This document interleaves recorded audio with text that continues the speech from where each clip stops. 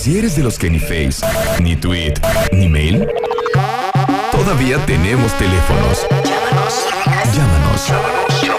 Lada sin costo 01807 18 14 14 y 5166 900. Marta de Baile en W. Ahora sí, señores. Venga la banda, cómo no. Alejandro Rosas está en la cabina. Yo empezaría a decir, el 15 de abril, por cierto, se les logró la intención. Se levantó Don Crispín con toda su guarnición. Vuela Paloma, vuela chiquita, párate en aquella pila. Se levantaron en armas los hijos de Juchipila. Es el corrido de mi bisabuelo que se levantó en armas en 1910. Mira, no, si tú lo traes en la sangre de veras, ¿eh?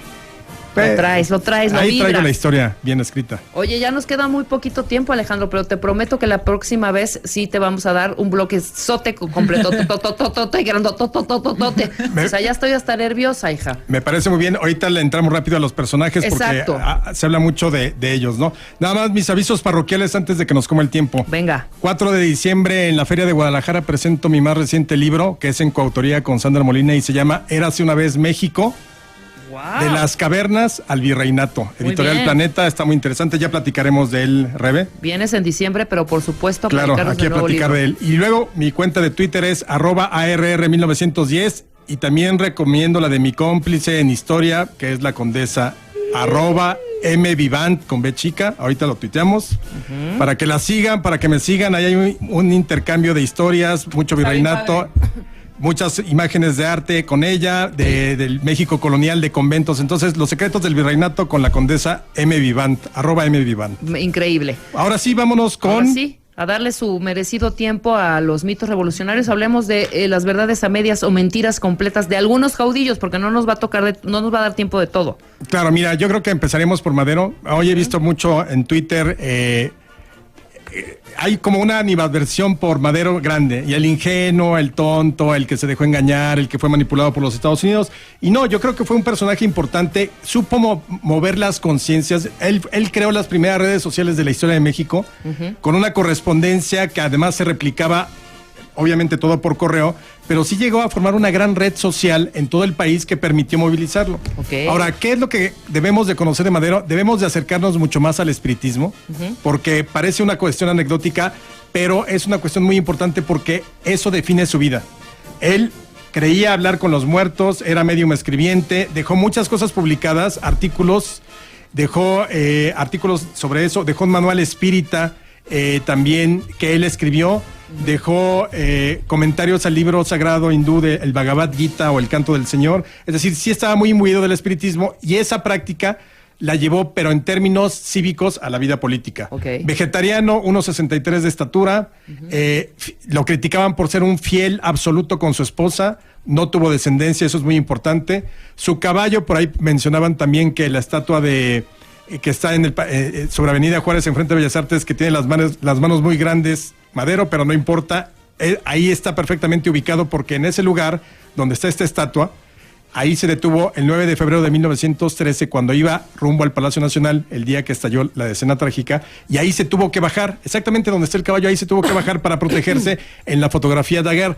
Y por cierto, el caballo de Madero se llamaba Destinado. Okay. Y tuvieron que venderlo la familia, fíjate, en el nombre lleva la tragedia, el caballo en el que va ese día montado se llama Destinado, y tuvieron que venderlo para que Galloso se hiciera cargo de las pompas fúnebres, porque no querían ni un vale ni un pagaré, sino tenían que pagar en efectivo. Wow. Entonces, ese es Francisco I. Madero. Yo creo que es muy mal presidente, pero creo que un gran ideólogo en términos de lo que debe de ser la democracia y el ciudadano. Por ahí tuiteé hace rato, en el timeline está uno de los discursos que creo que resume perfectamente sus ideas democráticas. Bueno, vámonos con Zapata. Venga, Zapata. Zapata, yo creo que la importancia de él es que pone en tela, digamos, en la mesa de discusión un tema que nadie tocaba, o que al menos era ignorado por las clases porfiristas, que es el de la tierra. Y es un tema que sigue vigente. ese tema de la tierra, sí, quizá lo hizo muy hacia Morelos, lo ciñó mucho al estado de Morelos y a sus títulos de propiedad que él guardaba, porque además él quería que se repartieran las tierras de acuerdo a los títulos de propiedad que habían dado los virreyes tiempo antes. Claro. Entonces, obviamente, pues no había como una visión del campo moderno, productivo, plusvalía y demás. Y aparte era acaudaladón, ¿no? O sea, no era... Digamos, yo lo ubicaría como clase media. Ok. Clase media, de repente con ciertos lujos. Por ejemplo, le gustaba mucho la comida francesa. Le gustaba mucho el coñac. Uno pensaría que, pues, Zapata, el macho mexicano, toma tequila o aguardiente, ¿no? Claro. Whisky, perdón, coñac. Y le gustaba la comida francesa también. Cuando tenía su dinerito, pues se podía ir a algún restaurante en Cuernavaca. Además, tenía sus caballos propios, su pedazo de tierra, o sea, sí tenía su tierra. Y alguna vez lo comentamos, un día que tuvo una muy buena cosecha de sandías, lo que ganó no fue para que comprara carne porque no podía comer, no, él comía muy bien. Lo utilizó para comprarse una botonadura de plata y para su traje de charro. Era el charro entre charros, un extraordinario lazador de caballos y demás. O sea, entonces quiere decir que era materialista también el Zapata. Claro, pues es que no, yo no creo que esté peleado luchar por una causa social. Creo que eso es lo importante en Zapata. Luchas por una causa social, crees en la defensa de tu pueblo y demás, pero ¿por qué no te vas a dar también tus lujos o por momentos disfrutar de la vida con pasiones dionisíacas, como les llamaba Vasconcelos? Si el donero era suyo, se merecía su hebilla. Además, eso sí, nunca aceptó, por ejemplo, que le dieran una hacienda por lo hecho en la revolución. Nada. Él peleó desde marzo de 1911, que por cierto inicia su revolución en Chinameca, casi lo matan ahí en 1911 y curiosamente terminará siendo asesinado en Chinameca, pero 8 años después, en 1919. Oye, no hemos hecho nunca esta pregunta. ¿Cuál? Y que nos hacían a nosotros en primaria. ¿Cuál? ¿Quién es nuestro personaje de la historia mexicano favorito? ¿No? Nunca le hemos hecho. A ver que nos digan. A ver qué el nos tuyo, dicen. obviamente, Villa. No, Madero. Madero para mí Pero es... Villa también es uno de tus hits, ¿no? No, fíjate que le tengo cierto respeto. Ajá, ok.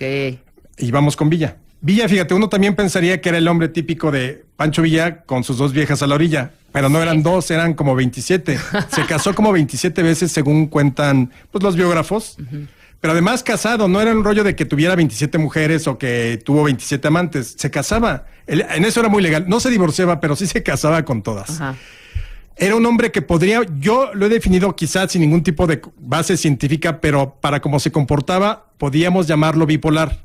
Podía tener acciones verdaderamente humanas, construir una escuela, mandar a hacer una iglesia, preocuparse mucho por la educación, que creo eso es lo importante, que él tenía muy en mente una educación profunda. Yo creo que hoy ya hubiera balanceado a todas las autoridades educativas, al sindicato, porque realmente Villa sí creía en la educación, porque él careció de ella.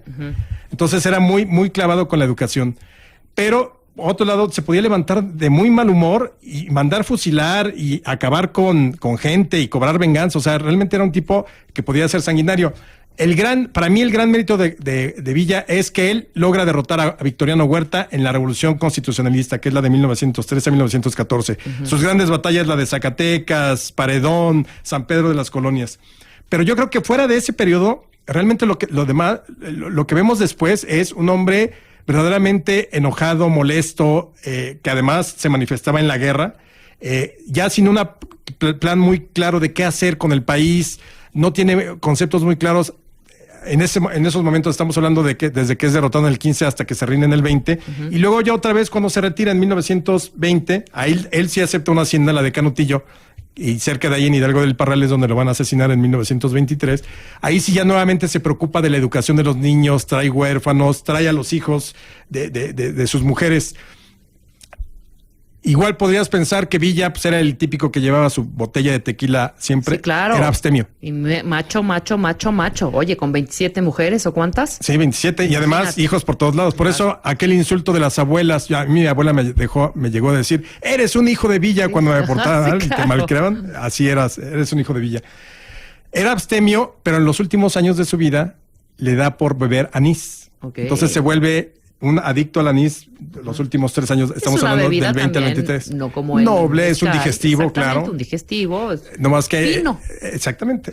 Es un digestivo, pero en exceso, hijo, te produce unas crudas verdaderamente brutales. Sí, me imagino, Alejandro, me imagino. ¿Quién más? Bueno, Carranza. Carranza es otro personaje también muy... Casi, a mí ese Carranza no me cae bien. A mí tampoco. Fíjate que Carranza es de los pocos que Me parece anticlimático, me parece un hombre muy, muy inteligente, pero perverso en términos del poder. Maquiavélico y hasta hipócrita. Sí. Pero además, No, sí. yo sí creo que fue el estadista de la revolución, porque él tenía una idea muy clara desde el principio de dónde ir a dónde. Y lo que él quería era la Constitución, plantear, va jalando todas las reformas y todas las ideas políticas y sociales y económicas de la revolución, se las va llevando él y las plasma en la Constitución. Pero como, igual que con las locuras de Villa, de Zapata o de Madero, este cuate era un obsesivo de la historia. Tan obsesivo que él se creía Juárez. Entonces, por ejemplo, cuando inicia la Revolución Mexicana, él pone en vigor la ley que Juárez había puesto en vigor el 25 de enero de 1862 para combatir a los franceses. Pues la pone en vigor Carranza para combatir a los huertistas. Lo que le decían, ¡ey! Esa ya se fue de Juárez, ¡ey! Déjalo. Ajá. Bueno, decide ir a Veracruz y desde allá encabezar la lucha contra Zapata y Villa en 1914, porque Juárez se había ido a Veracruz en la Guerra de Reforma y ahí estableció su gobierno. Y como Juárez en Veracruz lanzó las leyes de reforma, pues Carranza también tenía que hacer una gran ley y lanza desde Veracruz la ley agraria. Y luego, como en Querétaro se derrotó al imperio, Juárez derrotó al imperio en 1867, entonces Carranza designó Querétaro la capital de la República para la Constitución. Entonces, una fijación absoluta por Benito Juárez. Trepadorcillo además, Creo que sí es un estadista porque tiene una idea muy clara de lo que debía hacer el Estado que surgiera de la Revolución. Tenía la sangre fría para acabar con sus enemigos, como por ejemplo contra Zapata, manda a asesinar a Zapata, a Felipe Ángeles permite su fusilamiento. Y además era soberbio. Llegaba a algún lugar donde había algún retrato de Madero y decía que lo quitaran y que pusieran uno suyo. Y luego, fíjate, allá por 1915 ya siendo presidente, decide retirar la moneda, porque antes era moneda de plata la que circulaba. Entonces decide retirar la moneda y sustituirla por billetes. Y entonces, un tinterillo de la prensa, algún periodista que no comulgaba con las ideas de Carranza, escribió un verso. Decía así: el águila carrancista es un animal muy cruel. Se traga toda la plata y caga puro papel. Entonces cuando Carranza ve eso, dice, no, a ver, consíganme a ese tinterillo, a ese periodista, pseudo periodista, vamos a acabar con él. Es increíble que se burle así de mi medida. Y entonces al otro día aparece otro verso: recompensa. ¿Y eso con qué se paga? ¿Con lo que el águila come o con lo que el águila caga? ¡Wow!